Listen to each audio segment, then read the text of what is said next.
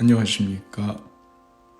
지금 퇴근하고 계신 분들도 계실 것이고 이미 집에 도착한 분도 계실 것이고 나이스.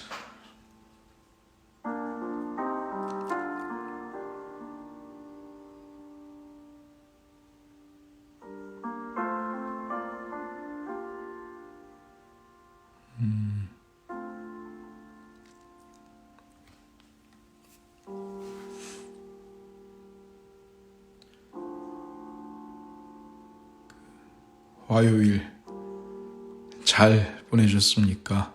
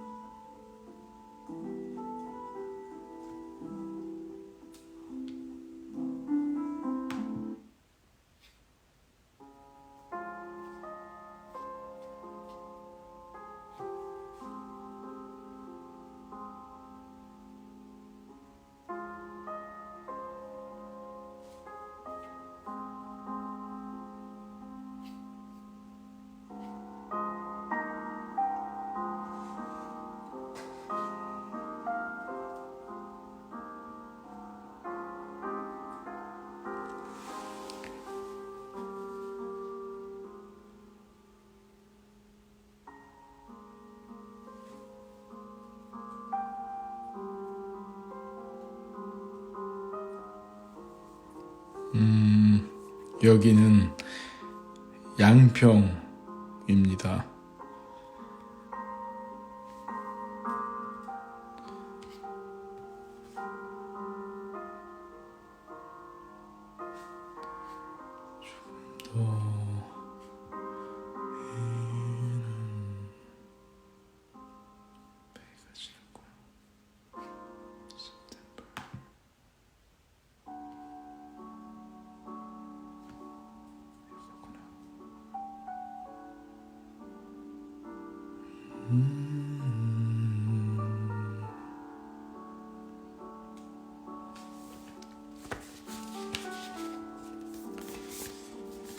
이제 그 창문을 열면 아마 개구리 소리랑 그 부엉이 소리, 소쪽새 소리가 들리실 거예요. 한번 열어볼까요? 잠깐만요.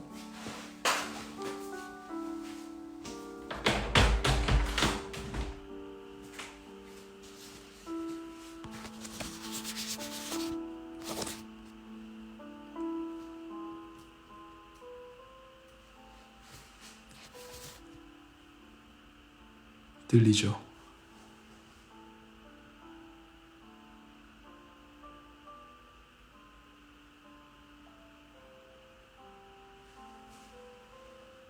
자연의 소리가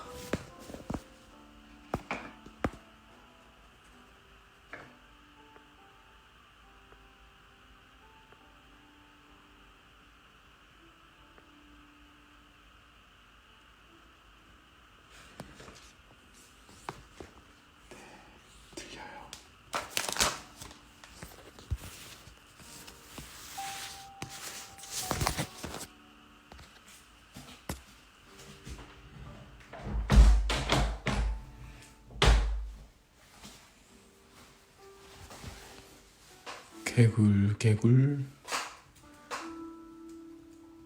개구리들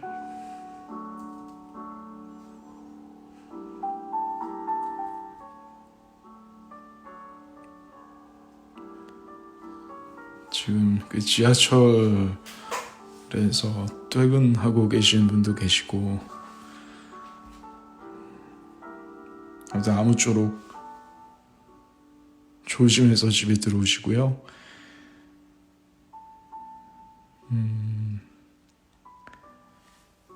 오늘 하루 수고 많으셨고,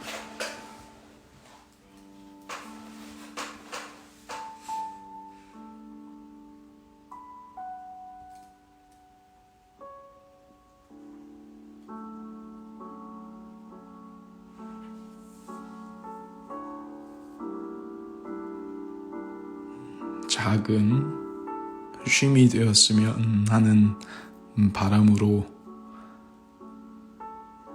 켰습니다.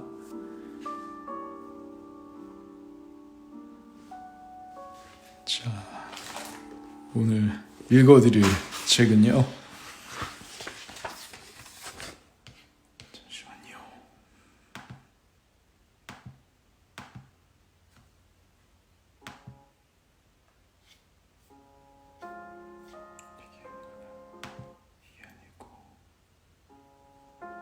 이게 아니고 이거구나.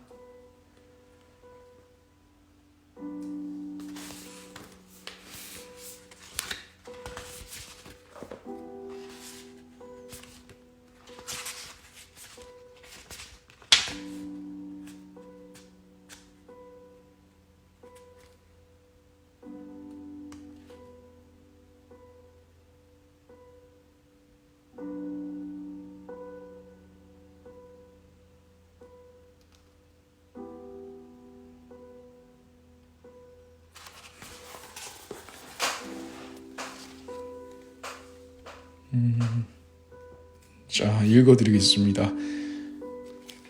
오늘 읽어드릴 책은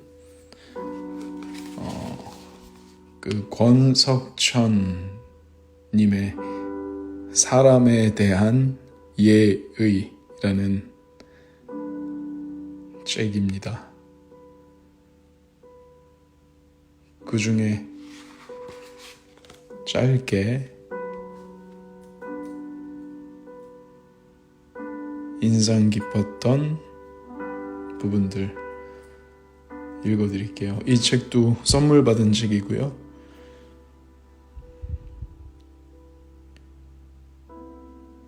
우리 인간은 같음보다 다름에 주목해 나누고 차별하려 든다. 아마 그것이 생활에 유용하기 때문일 것이다.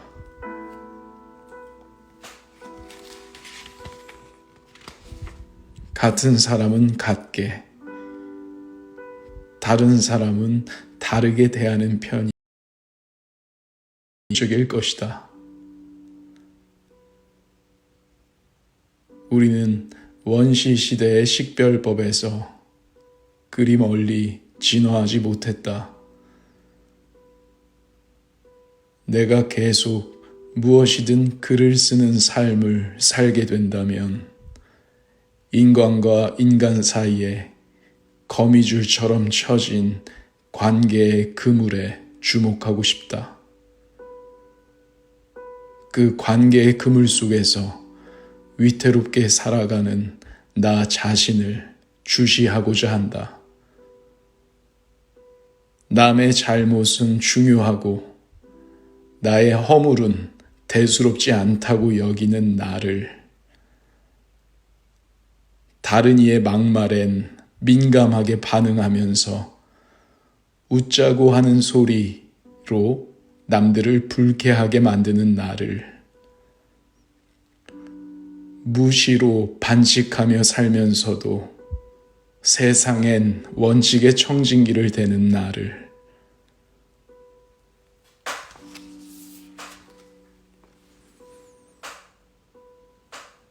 나는 얼마나 한심한 인간인가. 돈 몇 푼에 치사해지고 팔은 안으로 굽고 힘 있는 자에게 비굴한 얼굴이 되기 일수다.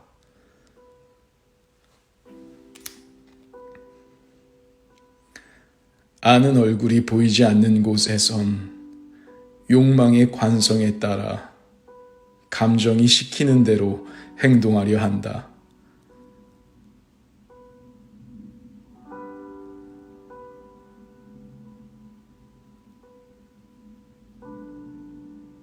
소심할 뿐인 성격을 착한 것으로 착각하고 무책임함을 너그러움으로 포장하며 무관심을 배려로, 간섭을 친절로 기만한다. 모르고 짓는 죄가 알고 짓는 죄보다 나쁘다. 알고 짓는 죄는 반성할 수나 있다. 모르고 짓는 죄는 반성할 기회조차 얻지 못한다. 우리는 숨을 쉬듯 누군가를 손가락질하지만 당신과 나 역시 한 발만 잘못 디뎠어도 다른 삶을 살게 됐을 것이다. 당신과 나는 우리가 살았을 삶을 대신 살고 있는 자들을 비웃으며 살고 있다.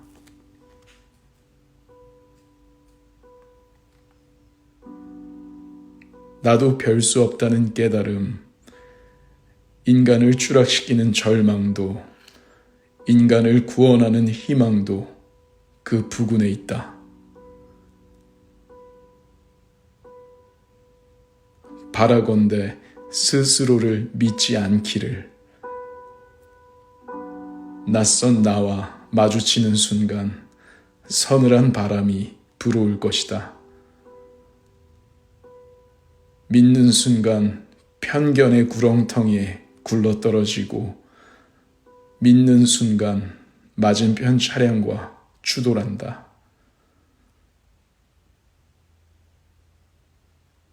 한 곱이 돌 때마다 가능한 길게 클렉슨을 울려야 한다. 쉽지는 않은 일이다. 어찌할 수 없는 사고도 있다. 맞은편에서 돌진해오는 그것이 애써 눈여겨보지 않았던 나 자신의 어떤 이면이라면, 그러니 다만 기도할 뿐이다. 우리를 시험에 들게 하지 마옵시고.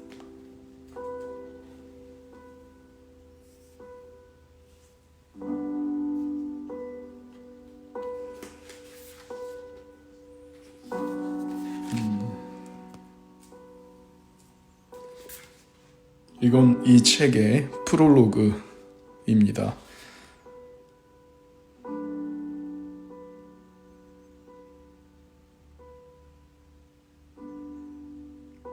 이게 참 재밌는 지점이에요. 내가 계속 무엇이든 글을 쓰는 삶을 살게 된다면 인간과 인간 사이에 거미줄처럼 쳐진 관계의 그물에 주목하고 싶다.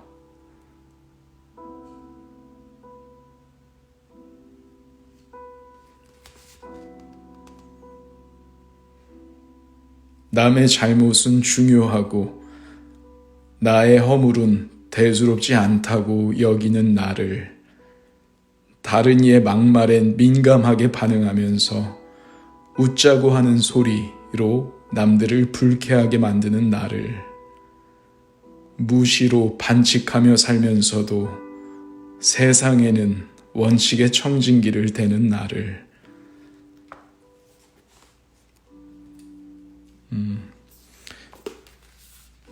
여러분들은 어떠신가요? 웃자고 하는 소리야 라고 하면서 누군가를 긁으실 때가 있으실까요? 아니면 내 자신에 대한 생각을 잊어버린 채로 세상에는 원칙의 기준을 들이밀고 청진기를 들이미시나요? 가만 생각해보면 물론 드러나 있는 직업들은 특히 쉽게 누군가의 입에 오르내리고,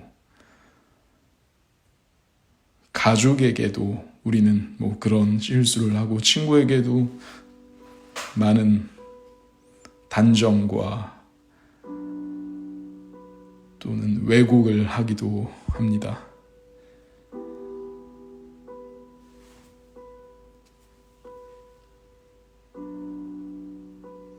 뭐 저 역시도 그렇고요. 네, 가끔씩은 제 스스로로 다시 돌아와서 그 경계에서 생각해 볼 필요가 있을 것 같습니다.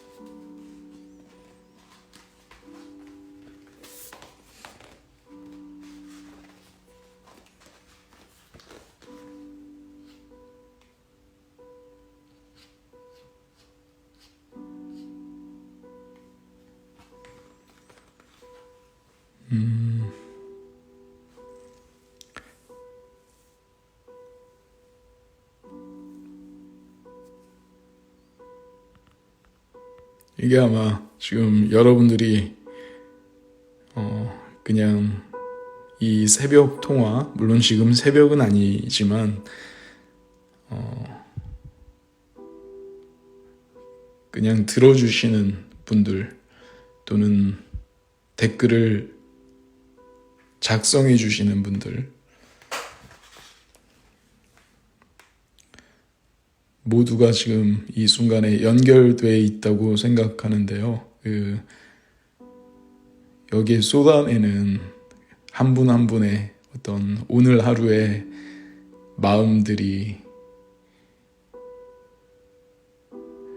그냥 쏟아내고 누군가는 보고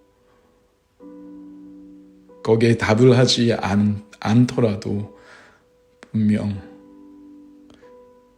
덜 외로워질 수 있는 시간이고 그것만으로 작은 쉼이 될 거라고 생각합니다.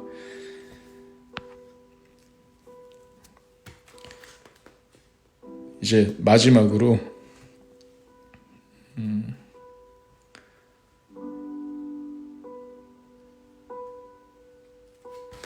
제가 자주 읽어드리는 책이죠. 그 다산의 마지막 공부, 거의 끝자락에 있는 단락입니다. 무난하게 사는 것이야말로 많은 노력을 필요로 한다.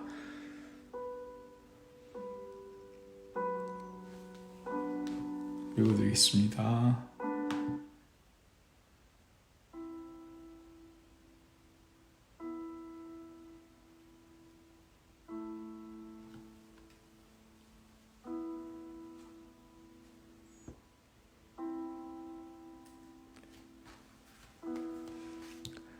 의간을 바르게 하고 보는 것을 엄격하게 하라. 마음을 차분하게 해 생활하되 마치 상제를 대하듯 하라.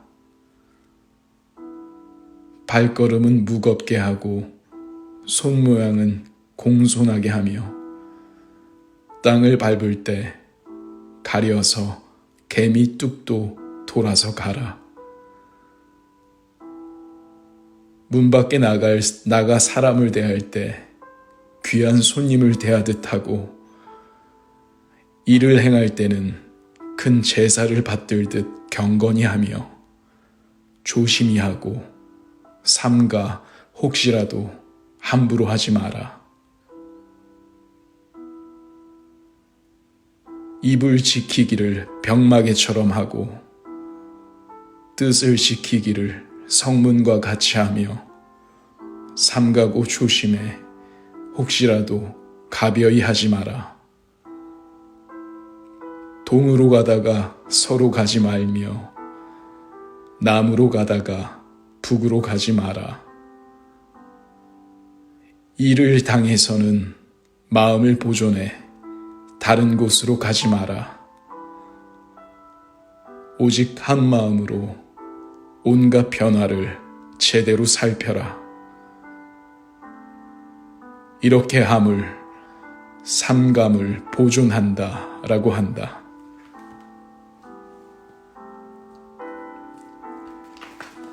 주인은 중국 송실의 철학자로 주자로 높여서 부른다. 성리학은 주자학으로 불릴 정도로 주자에 의해 집대성된 학문이다. 주자는 공자와 맹자 등 유가학자들의 경전을 새롭게 해석하고 사상적인 약점을 보완하고 형이상학적인 체계를 확립해 성리학을 완성했다. 특히 그의 학문은 단지 중국에만 그치는 것이 아니라 우리나라와 일본에까지 큰 영향을 미쳤다. 조선에서는 지식인으로서의 학문일 뿐 아니라 지배계층의 학문으로 나라의 경영과 통치의 기반이 되었다. 특히 마음을 다스리는 학문인 심학에 대해 완전히 체계적이지는 않지만 본격적인 학문적 논의의 단초를 제공했다. 훗날 퇴계이황, 율곡이이 등 조선의 학자들에게 많은 영향을 주었다.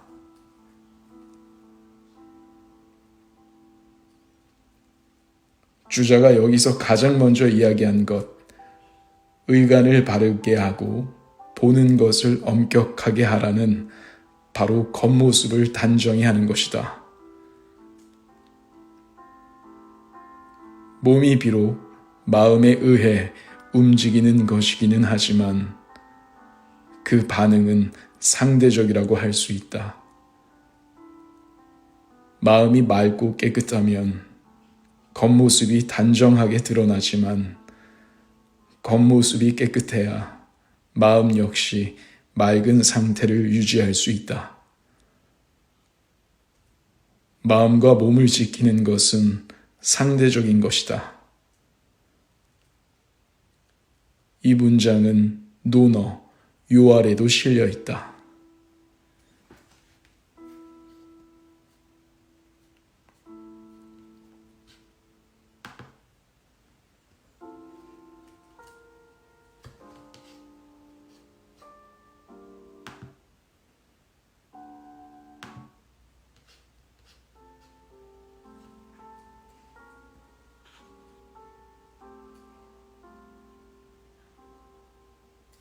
제자, 자장이 정치에 종사하는 사람은 어때야 합니까? 라고 묻자 공자가 대답했던 말이다.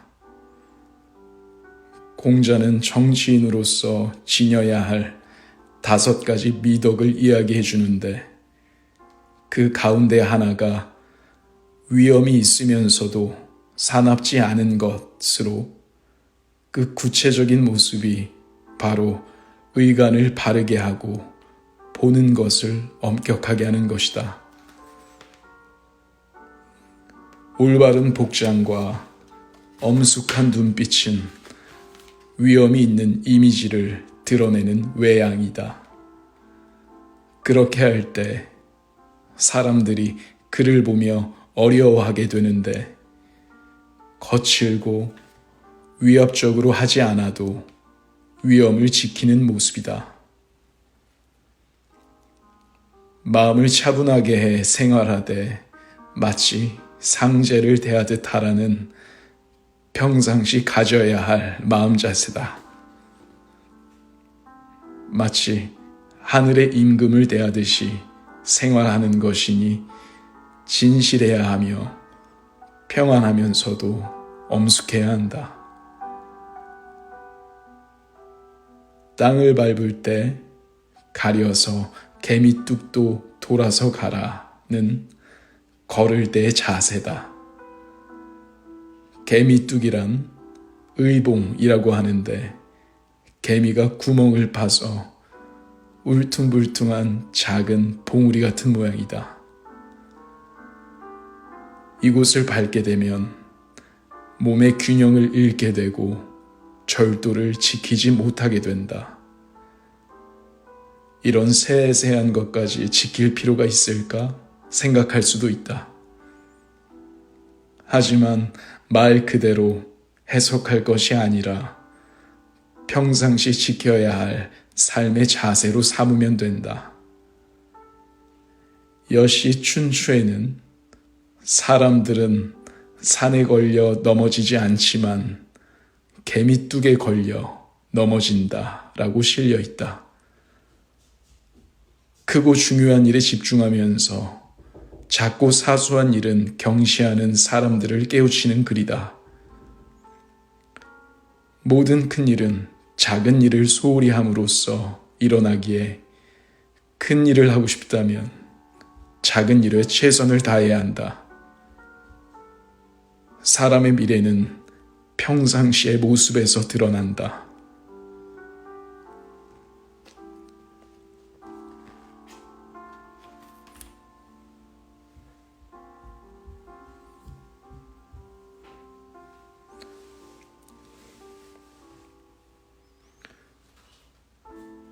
문 밖에 나가 사람을 대할 때 귀중한 손님을 대하듯 하고 일을 행할 때는 큰 제사를 받들듯 경건히 하라는 것은 사회생활을 할 때 취해야 하는 자세다.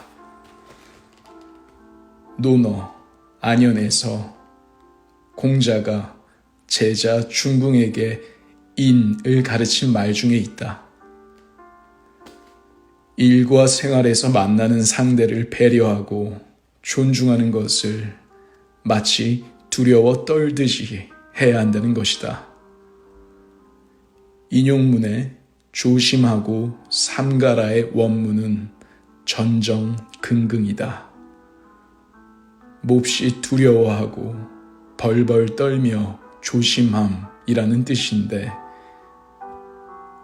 그 어원은 시경, 소아에 나오는 소민이라는 시다. 폭군과 간신히 다스리는 나라에서 살아가기 위해서는 반드시 조심하고 삼가야 한다는 당부다. 이 구절은 논어 태백에서 병상에 누워있던 증자가 인용함으로써 잘 알려져 있다. 옛날에는 부모에게서 받은 몸을 상하게 되면 큰 불효로 간주했다.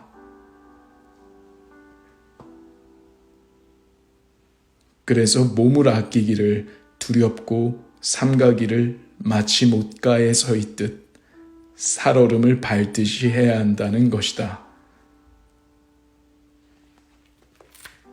다음으로 입을 지키기를 병마개처럼 하고 뜻을 지키기를 성문과 같이 하라는 주문공이 했던 말로 주자가 인용해서 썼다. 명심보감에도 실려 있는데 말을 신중하게 하고 한 번 세운 뜻은 쉽게 꺾지 말라는 가르침이다. 말을 함부로 하지 않고 신중하게 하는 것은 군자의 필수 요건이다. 말은 속에 지니고 있는 뜻을 바깥에 공표하는 것이기 때문이다. 말의 신중함은 머릿속에 있는 뜻과 생각의 신중함이라고 할 수 있다. 말이 가벼운 사람은 그만큼 생각이 가벼운 사람이며 쉽게 말을 어기고 함부로 생각과 의지를 바꾸는 사람이다. 따라서 옛 선비들은 특별히 말의 가벼움을 경계했다. 공자는 심지어 먼저 실천한 다음 그에 따라 말해야 한다라고 말할 정도였다.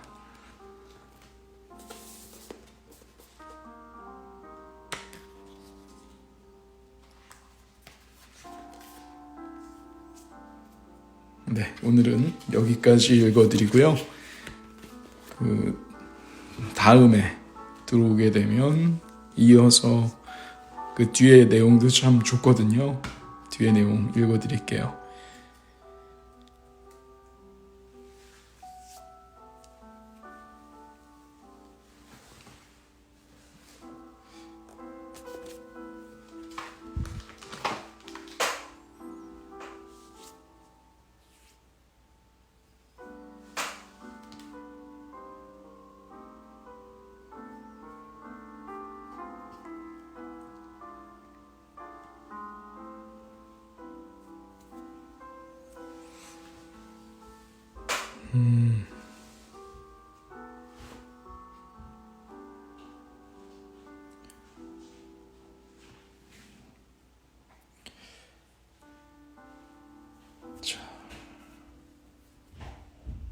짧지만 좋은 시간이었죠.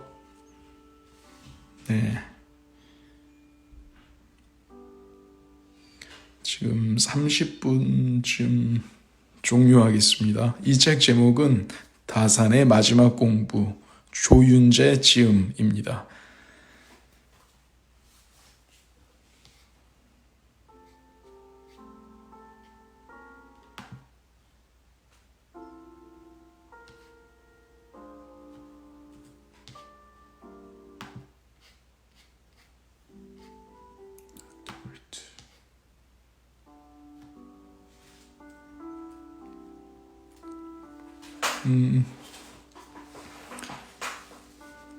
공칠19님께서 너무너무 좋은 시간이었습니다.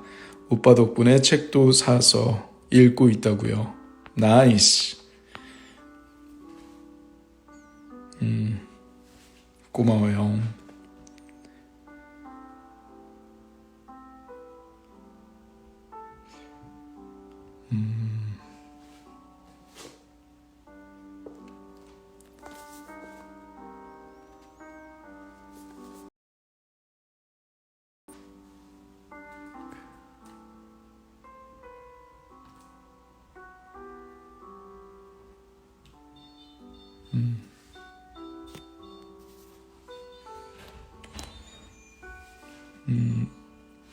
또 어떤 분께서 구용님께서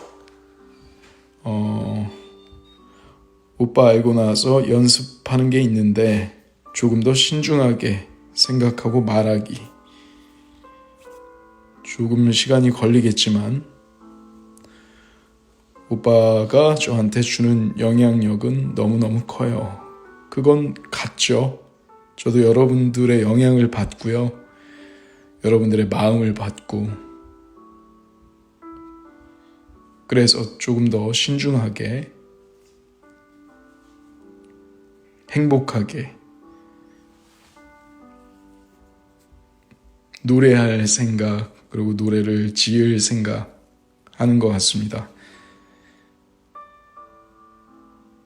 또 어떤 분께서는 전 울 수 있게 되었어요. 나이스.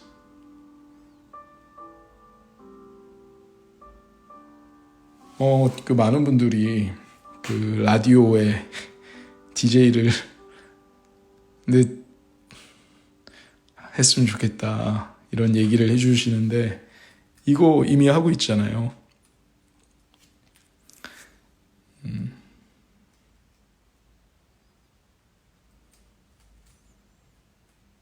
지금 이 바이브는 틀이 없기 때문에 제 마음 가는 대로 하기 때문에 나오는 거예요. 저는 어떤 틀이 있으면 노래도 그렇고 이게 요즘 말로 포텐이라고 하죠. 그런 게 안 나와요. 저의 진짜 그분이 오시지 않아요. 네, 제가 그냥 스피커 들고 또 제가 쓴 노래, 제가 직접 불렀을 때 그 에너지는 여러분들이 가족사진이라는 노래 또는 폭죽가별 등등으로 그 느낌으로서 충분히 전해 받으셨을 거라고 생각해요. 지금 이 새벽 통화도 저 혼자 통화하듯이 하는 거기 때문에 DJ 제이가 들어온다 해도 저는 그렇게 또 그 일은 잘 할 수 없을 것 같고 제 능력상 저는 딱 이렇게 제 마음 가는 대로 하는 걸로 네.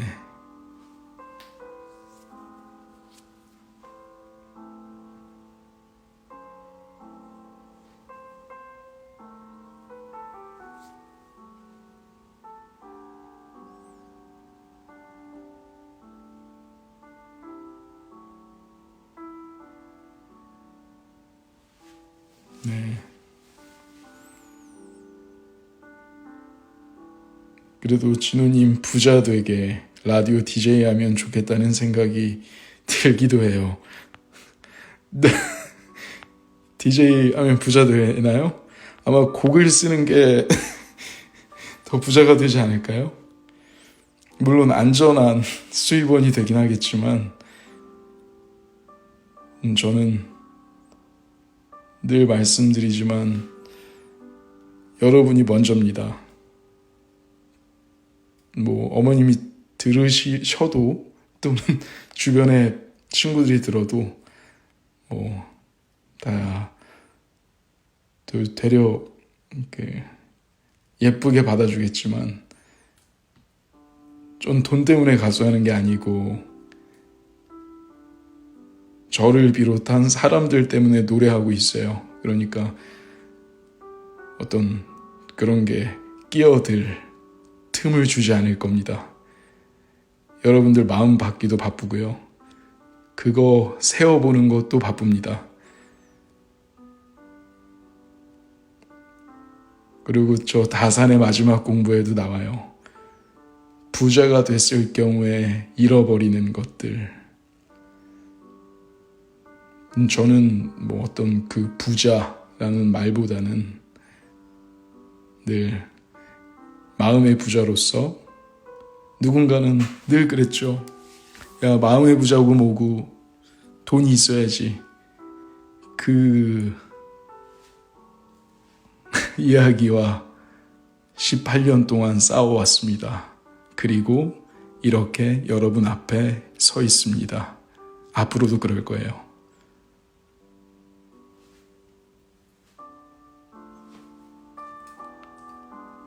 돈보다 더 중요한 것들이 있죠. 그건 앞으로의 삶들이 이야기해 줄 것이고 그걸 저는 제가 결혼하고 나서 제 아이한테도 그리고 여러분들의 마음속에도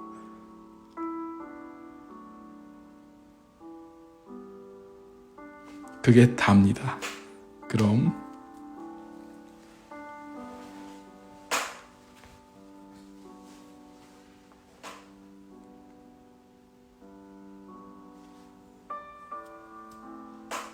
나이스, 그것이 바로 나이스죠.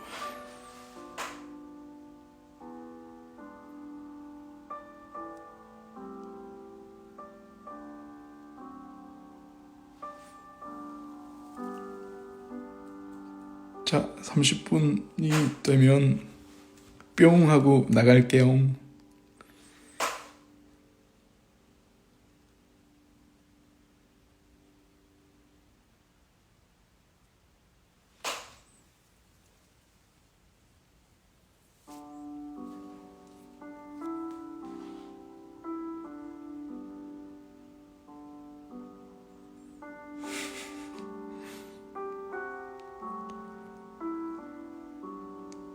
자, 갑니다, 여러분. 뿅.